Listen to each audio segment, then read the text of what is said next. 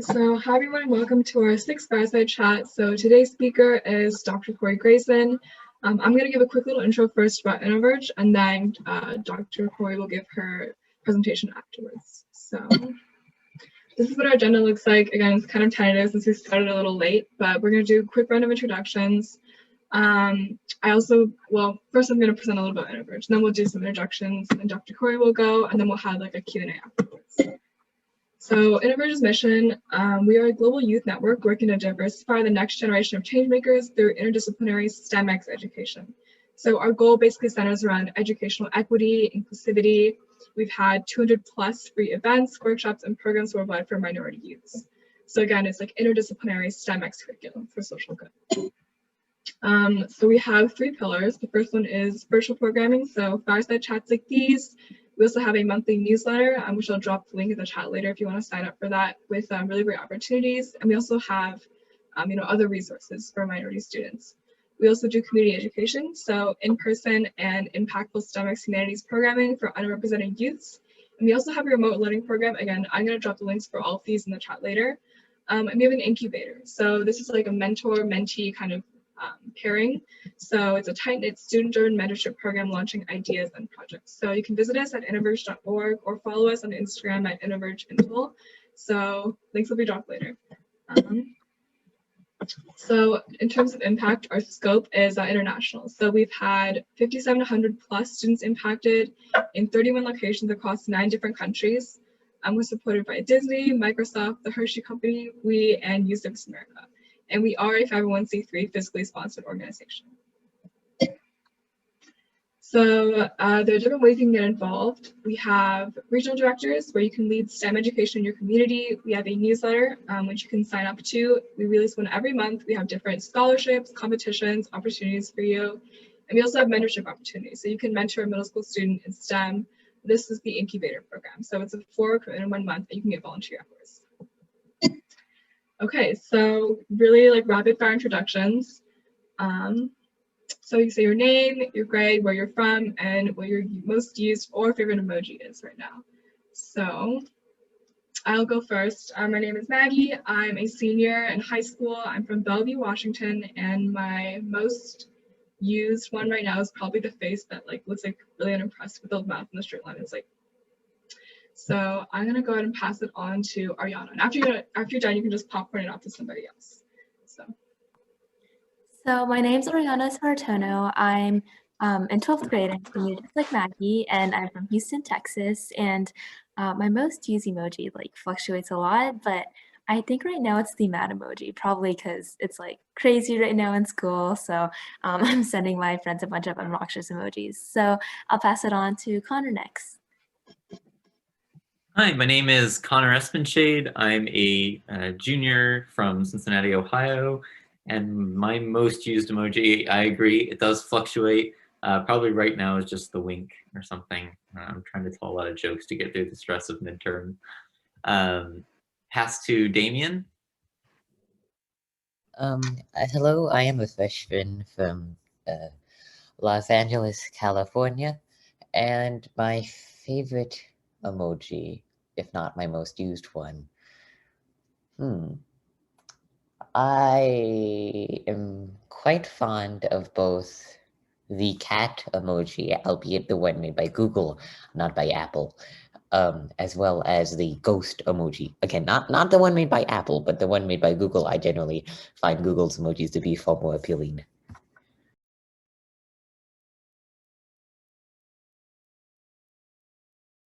Oh, sorry. Let me pass. Oh, let me pass it on. Daniel. Hi, my name is Daniel. I'm a senior. I'm also from Bellevue, and my most used emoji right now is probably either the man in the suit or like the monkey like covering his eyes. I'll pop her in it to Caitlin. Hello, my name is Caitlin. I'm in year 10 and I'm currently in Indonesia. And probably my most used emoji right now is the white heart. I'll pass it on to Aiden. Hi, my name is Aiden Suartono. I'm from Houston, Texas, and my favorite emoji is probably the bubble tea emoji, since I like to drink it a lot. I'll pass it on to, okay, I might mispronounce this. Luz, Lucellus, okay, well, uh, whatever. My name is Luz Celeste Delgadillo. I'm in 9th grade. I'm in El Paso, Texas. And my most used emoji is the speaker one. And I think I'm the last one.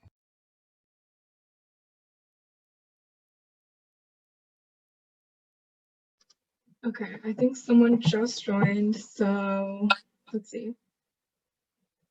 Okay, hi Mira. So we've all just done like really quick introduction. So if you want, you can kind of go through like your name, your grade, where you're from, and then what your most used or favorite emoji is right now. I think you'll be the last person to introduce yourself.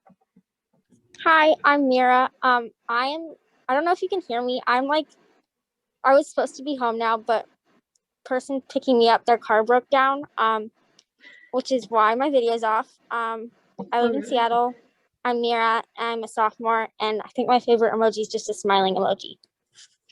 Okay, awesome. So I think that's everybody for now. So I'm gonna go ahead and pass it on to Dr. Korie for a presentation. So let me see here. I don't have a presentation. I'll just talk, so don't worry about that. Oh, okay, go ahead. Yeah. So hi, everybody. My name is Dr. Korie Grayson. Let's see. So you guys are all in high school, right?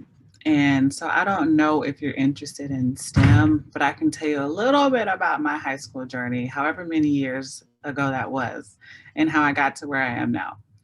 Okay, so my parents are actually military vets. They were in the Army 20 plus years apiece.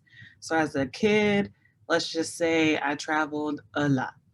Every 3 years, we moved somewhere new, somewhere different. I think when I was born in Colorado, but honestly, I don't even know what Colorado looks like because we were shipped off right after. I've lived in North Carolina, I've lived in Virginia, I've lived in Tennessee, New York, now Michigan, which is, I'll tell you how I got here. But one place that I did live that I liked very much was Belgium, so overseas. That was actually really fun. Got to go to surrounding countries like, Germany, as well as France. I actually went to Disney World in France, which was kind of fun, but at the same time not, because I was maybe like 4 or 5, so I couldn't ride anything. But I'm gonna go back as an adult once coronavirus figures itself out. So moved a lot as a kid, and I think when I was maybe around 10 years old, my parents got a divorce. So when that happened, it's, if anyone has parents who are divorced, I actually had, the option to choose to live who I wanted to live with. So my freshman year in high school, I spent that with my dad in Georgia. So while I was there in Georgia, I grew up basically playing basketball my whole life. So my life kind of centered around that, me and my older brother. And so just the two of us for the longest time, me and my older brother, Chris. His is with a K, not with a C. See how we kept that going with the family? Now it's just complete torture, because then my dad named my other sisters with K's. And so I get called every name but my own at this point. But even then, that's what I was really focused on. I think in high school, my freshman year, I honestly was just going, to school. But I did take some interest. I had a Spanish teacher. I don't know Spanish that well. I can understand and listen to a degree, but if you speak fast, you lose me. But anyway, that was pretty much the subject at the time that had my attention. And I was really good in a history class as well. So after that, I went to my sophomore year, and in my sophomore year, still playing basketball, still getting good grades. I was pretty good at maintaining A's, while my older brother was more of the do what I got to do to get by. So if he needed a 90 on a test, that's what he would get. If he just needed whatever just to pass, that's what he would get. Versus I was more of the student, like, let me just study so I can have my A's and not really worry about it. That was more me. And I think it was also during that year, I did actually a biology class. And in that class, we actually got to dissect a lot of cool things and do a little few experiments. So I think we dissected a frog, and then we kind of dissected a worm. So I was talking to my mom yesterday, and she was like, I don't see how you could do all that. I was like, what? And we got to dissect a worm. I thought it was so cool. It's really simple. It's just like one long thing. But I was super interested in that. And I actually do some animal work now in my research now. But moving forward, sophomore year, I made the decision, and I was like, you know what? I want to go spend time with my mom. So she was stationed in Virginia. So I left and I went to Virginia, Norfolk, Virginia, where she was at. And so that was a lot different because it was just me and my mom. But before, it was me and my mom, my brother, my dad, his new wife, her kids. And so this time I got to kind of be, you know, a little bit about me, just me and my mom. And so I love that, and I love spending, you know, time with her. So when I got to Virginia, it was different. The classes were on a weird like block schedule. I don't know if you guys are on a block schedule where you maybe take certain classes like Monday, Wednesday, Friday, and then you take other classes on Tuesday and Thursday. Versus like Georgia, you take the same thing every week, every day. So yes, Connor knows. So that schedule kind of gets you through school faster, but it also allows you to take more courses in order to like either get more credits. And so it was a different kind of speed for me. And when I actually got there, I had to again start over as a high schooler, a junior at that, and, you know, make friends and all that kind of stuff. Again, still loving basketball. And so I tried out for the team, made it, and kind of started building my friends that way. And so when I got there, my junior year, I was actually really, really interested in photography. My grandfather got me a camera and everything. And I was like, one time I had a project and we were supposed to create just any kind of image, but I wanted to create a ghost. So I took my mom to a cemetery and asked her to put a sheet over her head. She wasn't too pleased with that project, but, you know, she's a trooper and she did it for me anyway. But I was really more, I think, into going into the dark room and developing photos and kind of learning a little bit about the whole photography process, which actually has to do with a lot of chemistry. Go figure. So then after that, next year, I had a guidance counselor who was pretty proactive in my education, maybe a little bit more than I was. I'll say that because she's like, it's your senior year. And she was like, you need to actually take more classes. And I was like, wait, what? And I know you guys who are seniors, ladies, guys, you realize, you know, senior year, you don't want to do too much. You just want to relax. You just want to chill. If you can do a half a day or something, that's what you want to do. Nope, not my guidance counselor. She's like, I'm going to enroll you into 3 AP classes. So my senioritis is real. It's so real then. But no, she didn't let me rest. She didn't let me chill at all. So she enrolled me into AP Chemistry, AP Calculus, and AP Literature. Now I did take chemistry the year before and I did pretty okay, but AP Chemistry is a whole nother ballgame. Any AP classes, they're like college classes, right? So instead of just doing simple, you know, multiple choice, you know, you gotta sit there and write essays for an answer or something like that, which is a good prep for college because that's literally what you will do in college. So I got really, really cool and really active in my chemistry class with Miss Maudlin, that was her name. We went so far as to make a t-shirt called the Mod Squad. And then we had no fear in chemical symbols. I mean, the nerdiest shirt you can think of. I still have it to this day, actually at home, and sometimes I wear it, sometimes. But she was really cool, this 29-year-old lady, just had a baby, but she was like hip, but she wasn't like super, super old either. So she made chemistry really fun. We made like ice cream with liquid nitrogen. We did a few of those, titrations. I don't know if you guys have done that in lab yet. Yeah, getting to that perfect slight hue of pink. I did that even more when I got to college, but it's useful. It's useful to a degree. And so she was really just like active and, you know, really just helped make science and chemistry specifically interesting. And so for me, my next teacher was Miss Wharton, and Miss Wharton was our ABC calculus teacher. So in this part, when it came to a block schedule, if you did something that was an ABC, I took it every single day. So every single day, I saw the same kids. Every single day I saw Miss Wharton. And so we became a close class. It was actually a decent amount of girls and guys. Was it a decent amount of like minorities in there? No, but you know, we just happened to bond. I mean, we were the people that, you know, wanted to go to Stanford or Princeton and go to college and have scholarships. And so that became like my little group, my little crew. But I was also still playing, you know, basketball as well. And so it became almost a little overwhelming to a degree, to the point where I would go to school, go to basketball practice after. I would be actually so tired, I would go to sleep, and then I would wake up at 2, 3 o'clock in the morning and do my homework. Not the healthiest thing to do not recommend, but that's just what my life was for the last like 4 or 5 months of high school. So I was prepared for college, right? Like that's basically what you do in college. You just sleep weird hours. So, and then in my last class was actually AP Literature. Now, I don't know about you guys, but poems and poetry is not my strong suit. But that class made me figure it out. So our first poem, I think it was called Whoso List a Hunt by, see, I don't even know who it was by, but someone Shakespearean-ish, right?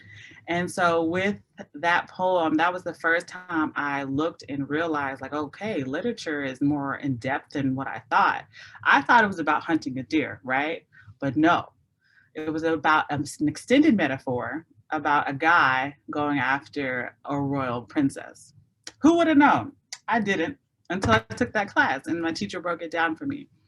And so I think when I took that class, it made me have an appreciation for literature, language arts, and how you can use it to write a story, tell a story, get people engaged, using metaphors and stuff like that to help you become a good writer. Because when you get to college, you got to take English. You got to write. You got to read stories and read books and break them down. So that I think helped give me a head start when I got there. So by this time, I was over basketball. It's not like I was going to go to the WNBA or the NBA. That just wasn't in my near future. So my guidance counselor really pushed for me to apply to colleges. So I applied to over 14, 15 schools, got into all of them, and also had over 400,000 in scholarship offers from them as well. So needless to say, her poking, her prodding, her making me do stuff my senior year that I didn't want to do actually worked. And once I did that, me and my mom, we went on a college tour. We went to all these different schools. Well, most of them, not all of them. She didn't have the money for all that, but we went to as many as we could. And lo and behold, I actually ended up picking the school that was down the street. And she was like, Korie, after we did all that, you just gonna, I'm like, look, honey. Well, I didn't say that to her now. I wouldn't say that to her face. But I'm like, look, girl, you didn't have to pay for this, so you should be happy. So I actually got a full ride to go to Norfolk State University, which is a historically Black college and university in Norfolk, Virginia, which was literally down the street from where I lived. And so I got there, and it was a pretty cool experience. It was the first time I was actually kind of not just the one kind of Black girl in the group or in the class, like how I was in my AP classes, but it was the first time I was surrounded by other people that looked like me that also were super excited. Well, excited might be a stretch, but they wanted to pursue STEM.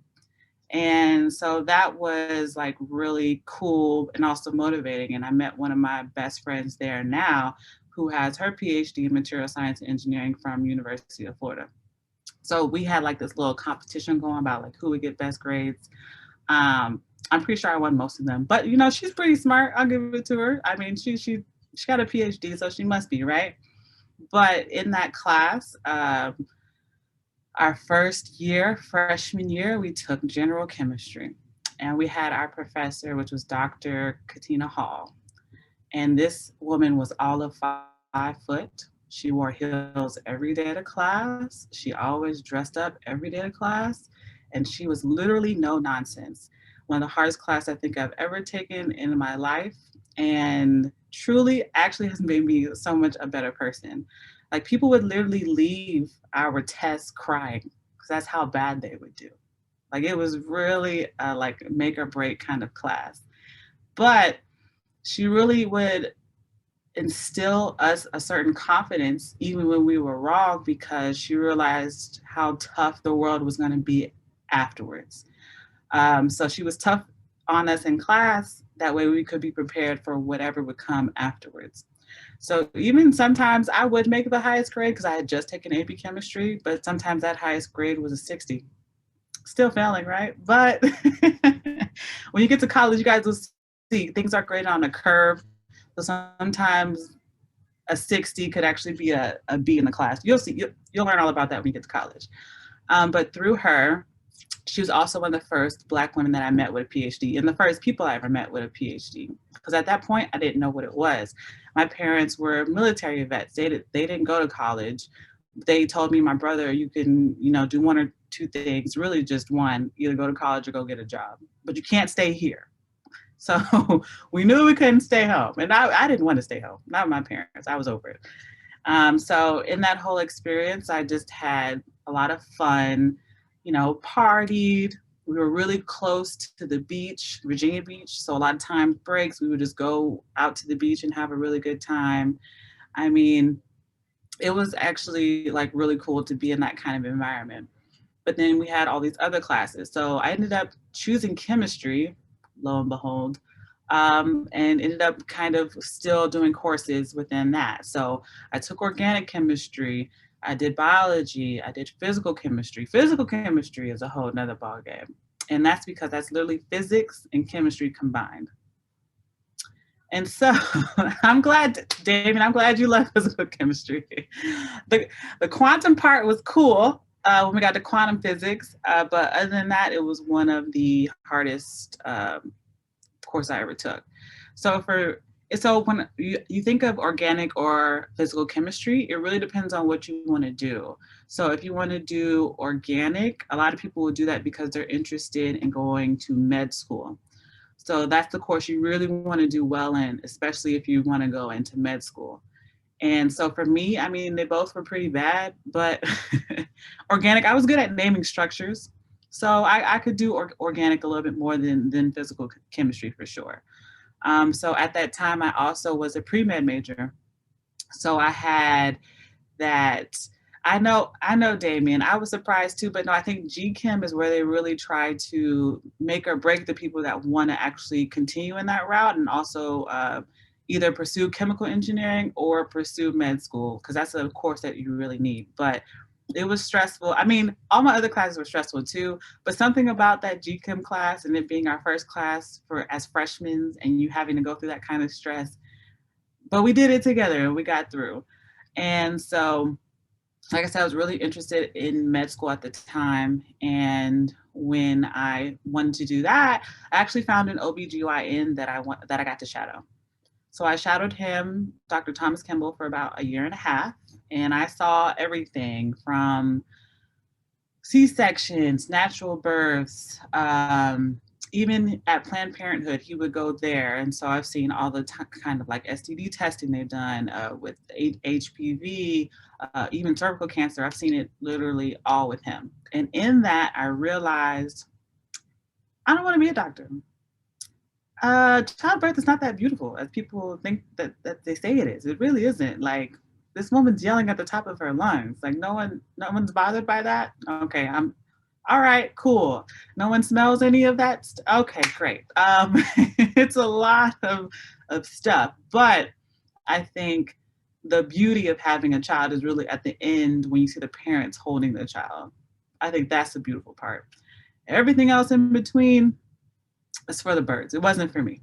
So being around the residents, watching them, watching the hours, the long hours, you don't deliver babies on a schedule, right? They come whenever. So a lot of times he's like, you can go home. You don't have to watch this. I'm like, oh no, I've been here for 5 hours. I'm dedicated. We're gonna watch this baby come out. But yeah, I realized maybe that wasn't so much of my thing. But I did study for the Mcat. I took it twice, didn't do well twice. Not ashamed to say that, because again, I just knew medical school just really wasn't for me. I probably would have studied harder. I probably would have done better if I really wanted to do that, right? So I kept it moving. But when I graduated college, I graduated with 11 other chemistry majors. We literally had like an exodus from biology to chemistry. We had a lot of people switch. And so that was like the highest amount that we had gotten in a couple of years. So now we're all doctors, dentists, PhD holders, which says a lot, because freshman year we were kind of hopeless, but we all made it into something. And so then I left. I was like, what am I going to do? I don't want to go to med school. I definitely don't want to live with my parents. No, can't do that. So I ended up moving to Atlanta and living with my aunt. And while I was there, I worked a few odd end jobs until I found a stable one at a biomedical device company called CryoLife in Kennesaw, Georgia. So unfortunately, people don't really want to hire a chemistry major with no work experience. So I had to go get some work experience. And that's what I did when I started working for that biomedical device company. So what I did was actually manufacture and assemble a device called the Graft. And so what it was for patients that kind of undergo that dialysis. And so dialysis basically what happens when your kidneys fail. And so they can no longer filter your blood and your fluids to, you know, make sure that you stay alive. So you do dialysis, most people do like once a week, right? So a lot of times it's a lot of poking and prodding. You're getting stuck a lot with needles. And so a lot of times your veins can collapse or kind of like be no longer usable. And so doctors tried many interventions, but our device, the Graft, was kind of like their last resort, but also a way to improve their quality of life. So what it would do is you would do an incision up here in your vein, and then it would go into your heart. That's where, you know, your blood pumps. And then we would attach it to an artery further down in your arm. And so what that does is kind of create this fake vein artery system in order for you to do your dialysis through. So they would poke that instead of your veins. And so that was pretty cool. But I got tired of just making that every day. I wanted to be on more of the research and development side. And so that required another degree, or it required me to be there for like 20, 30 years. And I wasn't trying to be there that long. So I decided to pursue grad studies and get a PhD in biomedical engineering. So while I was still working, I applied to grad school, and Cornell said yes. And so I was a little shocked. Honestly, I don't even think I remember how Cornell even ended up on my list, because I really, all I had was Georgia Tech, Duke, and then I was like, okay, I need an Ivy League. Let me just throw something in there. All right, Cornell, because they have a decent biomedical engineering program. So I didn't get into Georgia Tech. I didn't get into Duke, but Cornell saw something in me. The whole admissions committee did. And, you know, I got a phone call from Chris Schaefer, who was on my committee, that said, you know, congrats, Korie, you need to come visit. And so a couple months, I think like a month later, I went and visited Ithaca, New York, Cornell University, that's where it's at. So that's upstate New York, not New York City, upstate New York, which is very country. It's a lot of farms, a lot of grass and trees and stuff. So completely different. And so, and then there was snow on the ground. Mind you, I'm coming from Atlanta, Georgia to upstate New York, completely different. Even like demographics as far as the city, even just the layout, you go from urban to literally countryside almost.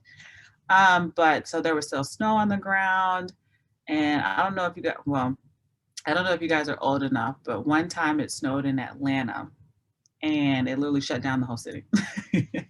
So to go from that to where it snowed all the time was a little bit of, you know, kind of a shock. But I ended up finding my advisor, Mike King, and he was in the drug delivery field and was really excited about targeting and killing cancer. And so for me, I got excited too. His energy just like made my energy go up. And so he just had this study that came out with another grad student where they were able to actually kill what we call circulating tumor cells. And so what that is that's tumor cells that have dislodged from a primary tumor in the body and they enter into your blood circulation. And so when they're in this part of spreading, that's where they'll actually like find their different other kind of niches and environments and make tumors in other parts of your body. Because most patients don't actually die from your or have complications from your primary tumor. It's usually where it spreads to. So our research and what my research was at the beginning was targeting that intermediate point, those CTCs in blood. And so we found that it worked and it worked well. But then after that, I moved into, we're looking at many different cancers, breast cancer, prostate, colorectal, but I kind of more gravitated towards prostate cancer. And that was because, unfortunately, in the African-American community, there is a disproportionate diagnosis as well as death rate. And we're still trying to figure out why. But I was like, well, maybe I can have some type of maybe impact or figure out how we can treat specifically at later stages, because the first couple of stages are pretty treatable with surgery, radiation, and chemo, which is like the standards when it comes to treating cancer. But there's not many options for when it spreads. And so my whole PhD was trying to figure that out with the common chemotherapy we use in lab or that is used in clinic, and then this nanoparticle that we use in lab.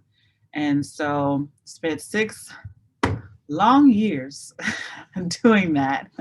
But then I finally defended May 2020 and became Dr. Grayson. And the work that I worked on then is starting to actually be published now. One of my papers just got published on Thursday, and another one will probably get published this next week.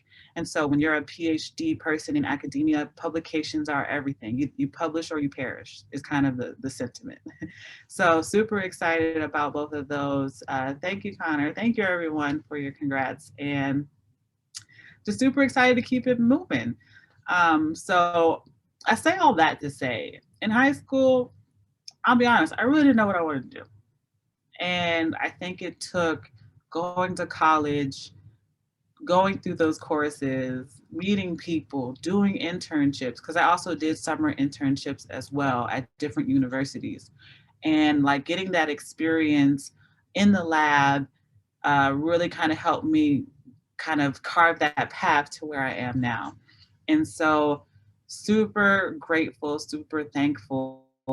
And then I ended up here at the University of Michigan. There's actually a little bit of snow still out on the ground. I'm looking outside my window and I can still see it's melting though, because it's 40 degrees, so it's melting. But here as what we call a postdoctoral fellow, so this is after your PhD. And basically what I do is kind of mentor the grad students and undergrads in the lab, as well as work on my own research and my own projects. So if you've seen people walk in and out of the door, those are the grad students, because they're all doing experiments right now. And then when I have my door closed, they know not to bother me. But I work with them on different projects that they have, as well as helping them talk through their experiments, talk through their stuff, because I literally just did what they're doing. So I try to be as much help or as any help as I can. A lot of times it's mostly telling them to like calm down, because they do stress a lot. But we definitely have great moments of collaboration, as well as I literally today just showed one of the grad students how I isolate neutrophils from human blood. I was literally doing that before here. So there's always cool things that we have going on in lab. And we just got a 3D printer, which I'm super excited about. It has nothing to do with my project, but I'm gonna figure out how to incorporate it, because I used to actually at Cornell run a makerspace, and in that makerspace we had a 3D printer. But I would also do other things, like we would make shea butter, or for the holidays we would do decorations. One event that I had that was really, really good was like, let's make a terrarium. A lot of people showed up for that one. So I bought plants and we literally made like little terrariums for people, like succulents, you know? So the fact that we have a 3D printer like literally outside my door, I don't know, I'm gonna print something. I'm gonna figure it out. and or use it for my research. We're going to figure it out. But there's so many cool things we're doing here. Even with my advisor, she now has her own startup, which is really cool as well. So learning from her as far as like the business side, intellectual property licensing, as well as what I'm doing currently in lab. But I made it here. And honestly, it started off with a spark kind of in high school, trying to figure out what I really liked, what I didn't like. Okay, yeah, I used to be in basketball, love basketball. That kind of went in a different direction. Okay, maybe I like science, maybe I don't. Really found that out when I got to college. So if you guys are like, oh, I need to have my life figured out by now, I need to know what I need to do, you don't. But you have someone like me that you can talk to, ask questions, ask for advice to kind of help you in your decision on what you want to do in life. But even now, I'm a postdoc PhD holder. I still don't know what I want to do next. I'm still figuring it out. I don't know if I want to stay in academia or go do something else. But I just want to let you guys know, you don't have to have everything figured out. It'll definitely, you'll figure it out. You'll see the signs, you'll see the path. You'll have mentors in your life that will help push you and answer these questions. But at the end of the day, I know everyone on this call will go on to do big, great things, even, greater than me, I pray. And again, I'm just here to answer any and all questions. Okay, thank you so much, Dr. Korie. That was amazing. So if anyone has any questions, go ahead and just unmute. Feel free to ask anything. Actually, I'm gonna put in a question really quick. Okay. So it sounds like you're pretty busy, right? Like on a typical day. So I guess I have two questions. So the first one is, what does like a typical day look like for you? And the next one is, how do you like de-stress from all the work, your hectic life? Those are good questions. So a typical day, usually for me right now, I'm doing a certain experience, which is isolating the neutrophils from the blood to look to see if they do this cool thing, what we call mitosis.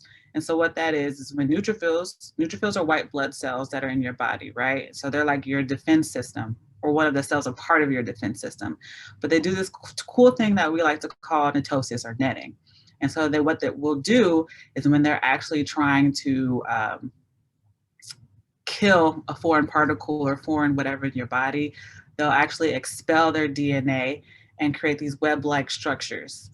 And it's really cool to see under the microscope. And it looks like basically a whole bunch of spider webs compared to when they're not doing that. So for me, that's almost an all-day process. So I come in, I have Allison, one of the grad students, she's better at it than I am. We'll draw blood from a donor. Today it was Emma, who is the person I was actually showing how to do it. And then we'll go through certain steps to figure out, well, not even figure out, but to isolate those neutrophils. And then I reach a point where I have like a little bit of a break, but I have to incubate it for like 3 hours. And so I'll start at maybe like 10 o'clock and I won't really be done with the assay until around 6 or 7 at night. So yeah, 10 a.m. to around 6 or 7 a.m.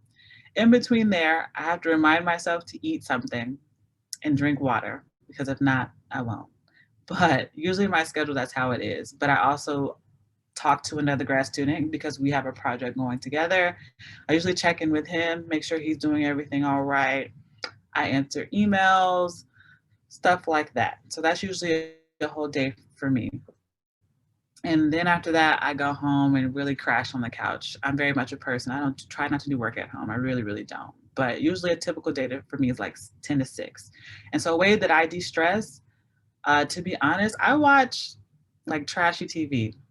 Like nothing like reality TV, nothing that really is of super substance, because it's entertaining, one, but allows me to clear my mind and not really think about too much. Like I don't always want to watch a thought-provoking documentary. Like no, I do too much during the day. So like what's going on? I'm not ashamed to admit it. I'm like, what are the Kardashians doing? Let's watch them. Or HGTV though is also my jam. So anything with interior design, house building, house buying, selling, that's also really good too. That's really fun to watch. But other than that, TV to de-stress, I do go to the gym and I work out in the mornings. That helps me de-stress as well as meditate. I do that for about 10 minutes every day. I love wine. You guys aren't old enough for that. But when you hit my age of 30, you'll know what I'm talking about. So love wine, love to eat, go out to eat food. I specifically love to travel. So there'll be times, where I have to put in order to like get away. But those are the type of things I do to de-stress and stay sane in this insane environment.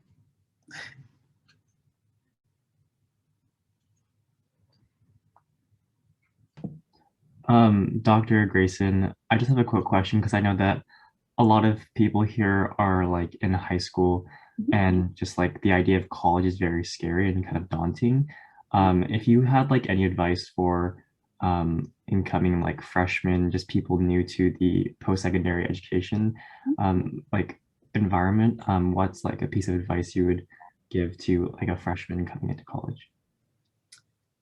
I think for me, what I would tell a freshman is try everything, to be honest. Don't just be stuck kind of like to yourself in this corner and think that you have to do kind of everything by yourself.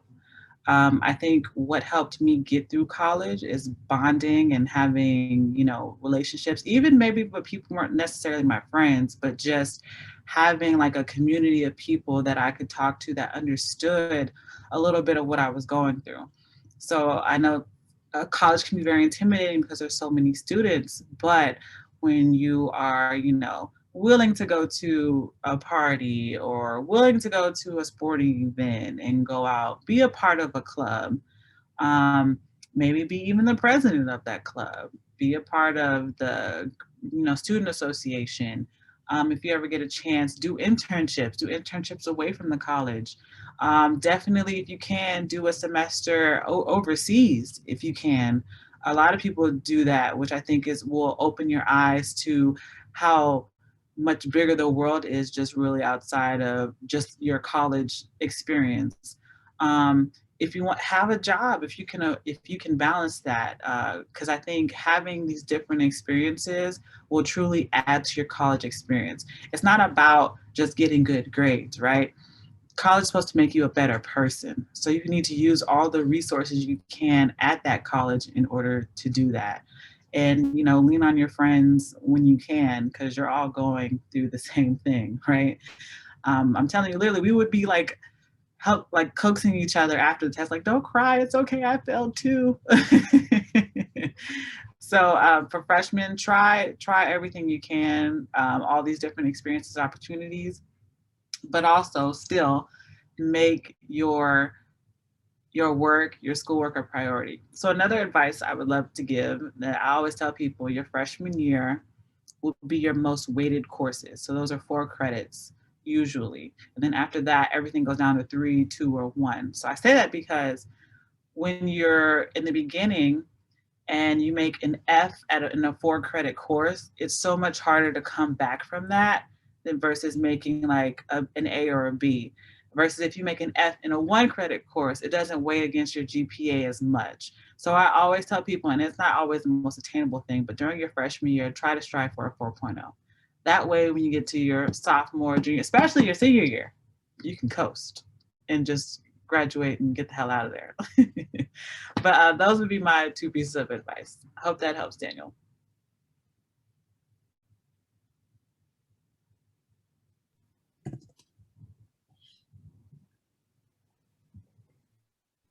Any other questions?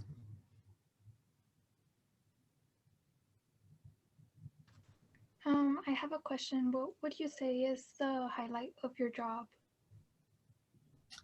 Highlight. I would say the highlight of my job is actually watching the grad students succeed. And I say that because I literally was just in their position, so I know what it's like to be frustrated or not to feel like you have an ending in sight, or to feel like things are failing or experiments are failing one after another. So when I'm able to help them either give them advice, help them with an experiment, and they're like happy and laughing or smiling. And it's not like this mood of just like anxiety that they have. That's truly rewarding to me, because I had what I consider me in my old lab, where they really didn't care about any of the grad students in particular, and didn't really try to mentor us, didn't really try to help us. And it really kind of weighs on your experience when you have someone who is more experienced than you and who has done it before, and they won't help you. So any chance I get to help them, any chance I help to calm them down, help them think through a project, get the results that they want or that they need, or even talk to our advisor and try to do stuff for them through her. They're like, well, you have a PhD, she'll listen to you. So stuff like that, anything I can do to help them and like really put a smile on their face or reduce their stress and their anxiety, that's truly rewarding for me.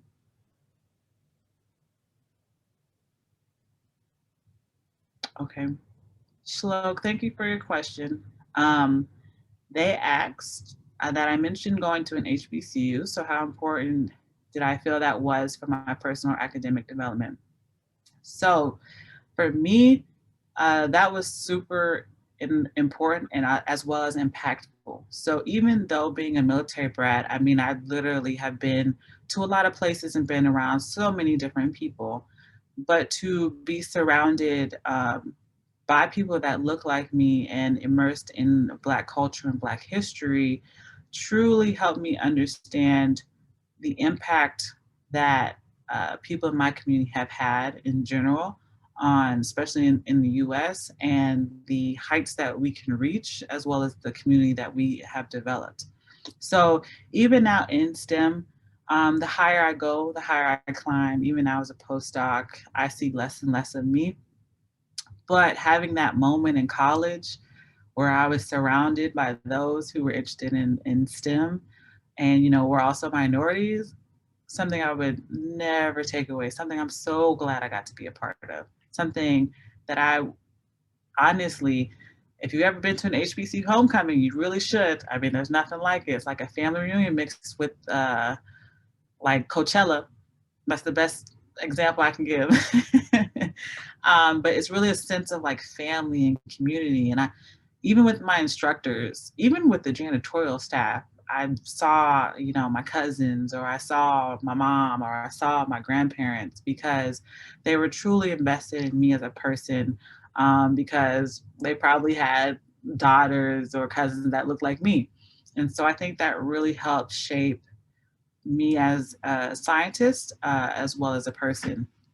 And even in being like in that atmosphere, we may not have the greatest resources, but you learn to be self-efficient, and you really learn to advocate for yourself. And that has helped me tremendously in my journey, when sometimes I was met with microaggressions, or I was met with stereotypes, and I was met with bias. But being in that environment really helped me navigate through that, and still helps me navigate through that when anyone, kind of comes with whatever drama they come with. So for me, it was important to feel that. It was important to go to a place where I felt heard, understood, and cared for. And I'm glad when I went to my PhD program that they put an emphasis on diversity. They put an emphasis on inclusion and equity, and made sure that the class as well as the faculty was diverse, and therefore made my experience, made it better. A lot of seniors right now are going through, picking through colleges, especially with the different scholarships, or weighing different aspects of each college. And since you got into all of your colleges and all 14, which is amazing, I was wondering how you're able to weigh your decisions and end up choosing your school, and more insight into that process. Right. So with that process, honestly, with my parents, they couldn't pay for college. So my options were limited to what was paid for. And so with Norfolk State was the only one that offered me a full ride. The others were either like half or, you know, cover tuition or cover room and board. It wasn't a cover everything kind of situation. And so for me, my decision was I didn't want to be a burden on my mom whatsoever. So that was the choice that I went with, which was the best choice. But I was either between Norfolk State, William and Mary, which is not too far from that. It's still in Virginia, and then Emory University in Atlanta, Georgia. So those were like my three choices. William and Mary gave me a half ride, and then Emory gave me like a really large grant. But I still, it just wasn't like guaranteed, even after filling out the FAFSA and stuff like that. And I didn't know what was going to happen the next year. And so for me, I made the choice that made the most financial sense for me and my family, and that happened to be Norfolk State. But if you got parents that want to pay for it, by all means, go wherever you want to go. If it's Harvard or if it's the community college down the street. But for me, that was what was the base, my decision was that. Thank you. And then I also have one more question. Sure. I'm thinking about going down the pre-med route right now, and I was wondering, since you had to weigh where you interned and you had to weigh where you're going to pre-med or you're going to research, I was wondering if you didn't pick pre-med, how was the transition, and then how did you tell like your family members, especially since I know I'm sure a lot of like grandparents were like, oh my gosh, like my grandchild's gonna be a doctor, and how you dealt with that. Right. So I know with like pre-med, you got to take like, you know, certain classes, just like we did. And so that, you know, helps prepare you for that kind of pre-med transition. My school lacked a little bit because it's not like they were offering Mcat help or practice like they probably should have. But that was something you had to seek kind of solo. And even with that, I mean, you know, you have like Kaplan courses and stuff like that that you can take that can really help you prepare for the MCAT, because it's a beast of a test. I'm not even gonna lie, I took it twice, lost my mind almost. It's changed a little bit since when I've taken it. Well, a lot of bit since when I've taken it, but definitely prepping coursework wise as well as MCAT wise in order to do well and succeed, right? So I really wasn't that well prepared when I decided to do pre-med. But I also, that was like the logical thing that people did. Oh, if you're a chemistry major, pre-med, you're going to be a doctor. Go ahead and do that. Grad school really wasn't talked about or like the main option that was pushed. So in actuality, after I took my 2 MCAT tests, and that was like the summer after I graduated, like a little bit before, and the second time was the summer after I graduated, I just had to have what I call a come to Jesus moment, and even talk to my mom and my dad and be like, look, I don't think I want to do this. Initially when I applied for med school, it's actually for MD PhD programs. So I knew I still wanted to do a PhD. And I was like, I think I still like research. I think this is something that I really want to do and pursue. But there was a low moment for me because I felt like I did let my parents down, being, you know, a first generation student, and them having, you know, high hopes for you. And you're like, well, no, I'm not going to be a doctor, lawyer, or those traditional, you know, occupations that, you know, parents think you should have. So it was definitely a transition for them, but they were super supportive though, super supportive. They were just like, excuse my French, get your ish together. That's all they really wanted. They were just happy I actually went to college and graduated, and that I still wanted to do more on top of that. But being the fact that they themselves didn't really finish college, and they never really didn't know what grad school was, explaining that to them, or even telling my grandmother, she's like, oh yeah, she's in med school. I'm like, no, grandma, no, I'm in grad school. It's 2 totally different things. But that's all she knew. Sometimes people in our families and in our communities know. They know these traditional pathways, but sometimes they don't know these more untraditional things that we do. So it really took a lot of time for me explaining to them, like, you know, my research, the job opportunities afterwards. I mean, even after I defended, my aunt was like, oh, finally you'll get a real job. And I'm like, oh, grad school is a job. I think just having, my parents were definitely understanding and supportive, and just explaining to them how I felt and being real, like, I'm an adult. These are my decisions that I'm making moving forward. And all I need is your support. And that's what I got. But that was kind of like the path on how I got here. Thank you so much. Of course. Any other burning questions? I just have a brief one. I wanted to, first of all, thank you for your wonderful story. I think that is quite true that, life has a way of working itself out, even if you can't see that.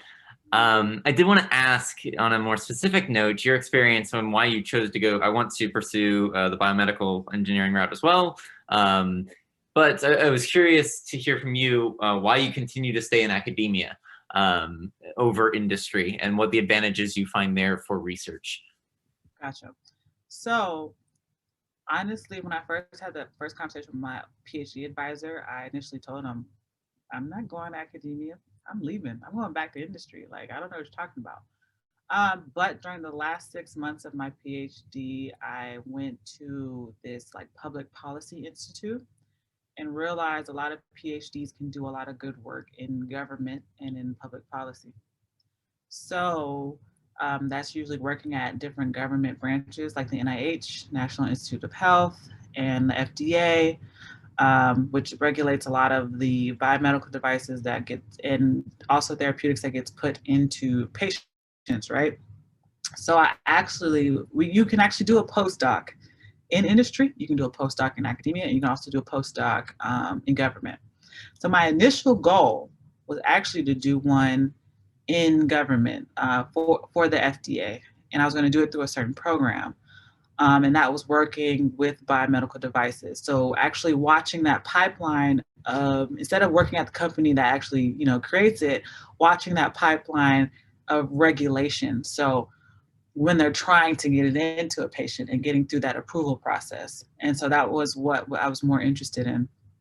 And so I was going to apply to that program, but unfortunately, and I'm not blaming a certain president, but I'm pretty sure they lost their funding. So I had to come up with plan B. And then this was when COVID hit.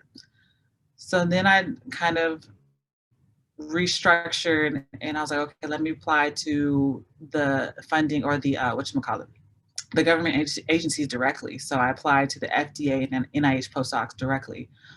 Got through the NIH interview round and was actually this close to doing a government postdoc with the NIH. I was literally this close. But then my advisor walked in my office and he said, hey, Lola's looking for a postdoc with animal experience. I need you to talk to her. Because he was even surprised I was looking for postdocs. But I was like, okay. So I had a conversation with Lola, who's my advisor now, or boss now. And then met with everyone in the lab here, got really, really good vibes from the project to the people. And I just made that decision to come here. So this is when I say, like, sometimes, again, life has a weird way of working itself out. Will I actually stay and continue in academia and go and become a professor? I doubt it. But I'm using this time to really kind of figure out what I want to do post-PhD. I do like helping the grad students. I do like helping them with research. And I still, right now, currently, this is just currently, want to be on a bench top, working with cells, working with, things with my hands, but also, doing the data analysis and stuff like that comes with research. But I don't want to write the grants like the PIs. I don't want to teach like the PIs, or what we call the advisors or the professors. I don't want to do all that. And so I think in the next year or so will become the time when I'm applying for probably another postdoc to go into government. But what I actually like though right now, and one of the reasons why I did choose to come here, is because of the flexible schedule. I'm not ready for a 9 to 5. I come in the lab when I want and I leave when I want. And no one's really like over me or watching what I'm doing. It's a lot of freedom versus I think with those kind of other jobs, it's not as much freedom. So we'll see. I have some time to decide whether I'm gonna let my PI know I'm gonna continue on this path or go a different one, or or let the grad students know. But that's just one of the reasons why I'm here now. Thank you. Of course. Okay, I know I'm over time, so you can make this answer like super quick. But I was wondering, like, you know, as a woman of color, as like a Black woman of color, like in STEM, and I kind of know that you work with like redefining the image of STEM. So I'm just kind of wanting you to talk like a little bit about like the work you do and if you face any like barriers, you know, as a woman of color with like prejudice, you know, stuff like that. So. Gotcha. So yes, I've like again with microaggressions and crazy comments coming from even some of my lab mates. You definitely deal with things that are just beyond the lab, and even when you know these incidents of social injustice happen, it's hard to focus in lab and get stuff done when you're worried about stuff like that. And so having, you know, sometimes a group or even people around you that you can create community and relate to really can get you somewhat through those moments. But when you have sometimes a group that doesn't understand that because they maybe aren't Black, aren't people of color, it can make it a little more, it can make it harder. I've literally had people discount me and my experience because my degree came from an HBCU and not maybe an Ivy League or a Big Ten university. But at the same time, when people do that, I'm like, well, I'm here doing the same thing that you're doing. So obviously I qualify. So regardless of where I got my degree from, I mean, really that doesn't matter. And then you start to realize like a lot of people put on fake confidence and sometimes they really don't know what they're talking about.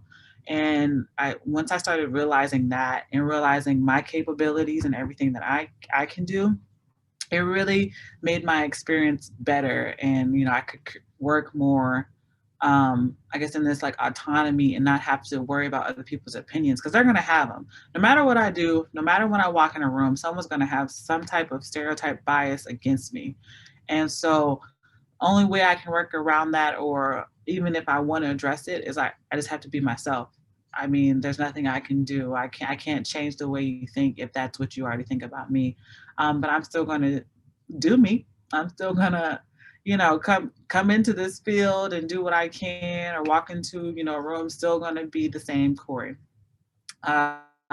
So my actual PI moved in the middle of my PhD and I followed him. But so when that happened, the core community I had at Cornell was no longer, and I had to kind of start over. So with that came more of my push and build of community through social media. And so with that came the IG page, Women Doing Science. And the founder reached out to me and she was like, well, I want to create more diversity on the page. Can you help me with that? And I was like, okay, sure. So with Women Doing Science, we actually showcase women and feature women from literally all over the world in all different types of STEM fields, basically doing cool stuff. We have really cool pictures of them from being in labs, swimming next to whales, to being next to nuclear reactors, and just showing the diversity and breadth, but also showing how women can be badasses in science too. So kind of breaking again down that gender, bias or stereotypes that we unfortunately can have when we're moving through STEM. So that was the first cool initiative. We even started a grant to fund women to go to Earth in geoscience conferences, which is actually doing really well right now. And then done some other things recently, the STEM Success Summit. We had over 2,000 attendees from all over the world just come and basically learn from our network and how to navigate this world in STEM and how to develop, and get their career going. And so that was pretty cool. We had speakers like Tatiana Ali from Fresh Prince, Ashley. And then we also had Idris Sandhu, who is in a AI computer science space. So what he's more known for is working with Nipsey Hussle to get his store, the virtual store that he has in Cali, up and running. And he also did Beyonce's virtual website for Ivy Park. So being in that space and bringing that to people of, your generation and, in college as well as early career professionals was really, really rewarding. So also a part of, some other different initiatives, but I think that's one of the ways that I'm able to kind of help just redefine the image of what people think a scientist looks like. Women men, transgender, disabilities, things you can see, things you can't see, wild curly hair. My hair is like naturally curly. I wear it in an afro a lot, but you know, will look like that. Some of us have blue hair, pink. I've seen it. We're also like literal hustlers. Like we have other jobs, we do other things, we have other hobbies, we like to travel, we like to eat. Some people are foodies. And so I think just showcasing those different aspects of us and saying that we're people outside of the lab, I think truly just kind of helps with that mission of just, this is what we like. I mean, research is what I do, but it's not all just me. I have other things that make me as a person. That was one of the grasters. I don't know if y'all saw him walking by in his white coat. But yeah, so for me, I'm just here to tell people, especially young people, like, don't let these images you normally see, especially in the news, but even on TV, think that you can't do that or you can't be that. There's literally people pushing barriers, breaking barriers, becoming the first, so that way you could do it, that way I could do it. And so that's basically the whole ethos behind that notion. And hopefully, and well, not hopefully, it is. It's continuing to change, and it will always change. And what we're doing, and the people in my community and in, you know, my STEM world are doing, is we're just trying to make it better for the people that are coming up behind us. Okay, thank you so much. So we went way over time, so thank you everyone for staying the whole time. Huge thank you to Dr. Korie for spending your time here with us. Is it okay if I drop your website in like the chat so people want to reach out to you? Okay. Even email. So I don't let everyone know this, but I actually review essays and CVs and resumes. So if you guys need help with that, please send them to me. I do about like a day or two turnaround, but I know people need help with that, especially when applying to colleges, knowing how to tell your story and tell it in a way that, you know, gets you noticed and gets you that admission. I'm pretty good at that, I must say. So reach out to me. You have my email, website, KorieGrayson.com. If you want to follow me on social media, you know, I'm at Team Korie on all of them, really. I even have TikTok. I don't really use it that much, but you know, everything. And LinkedIn. I should start building your LinkedIn profiles like now. Put out there too. All right. So, all right, that's it then. Thank you so much.